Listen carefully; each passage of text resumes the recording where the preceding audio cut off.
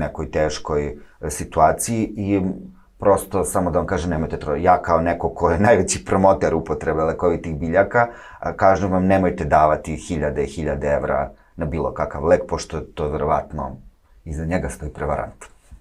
Pomenuli ste valerijanu. Da li je ona zaista čarobna biljka za smirenje i šta bi vi preporučili u ovom periodu koji jeste period straha i eto svaki, da kažemo, četvrti čovek se susreo s anksioznošću, napadima panike? Da. Odoljan ili valerijana je zaista čarobna biljka, to ste lepo primetili. Ona se koristila baš bukvalno u magijskim ritualima i on se zove odoljen zato što su majke svojim sinovima pre odlazak na front ušivale u uniforme koren odoljena da odole metku, to odatle potiče. Sad, možda to ima i svoje, kako da vam kažem, medicinsko objašnjenje da se smiruje taj neko ko je u toj strašnoj poziciji da mora da ide na front.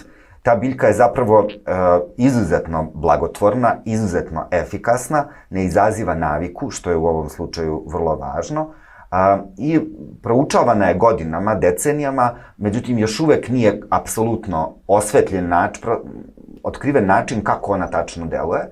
Detektovane su ta izovalerijanska kiselina i nekoliko aktivnih principa koje ta biljka sadrži, koje imaju dejstvo, ali svaka od tih pojedinačnih supstanci kada se uzme nema to takvo delovanje, već se u biljci napravljena jedna neverovatna simbioza kakvu samo priroda ume da napravi, da ta biljka bude neverovatno lekovita za smirenje, protiv nesanice, protiv nervoze, protiv anksioznosti. Ona je, dakle, pored toga što deluje sedativno, je i anksiolitik, to je druga vrsta delovanja.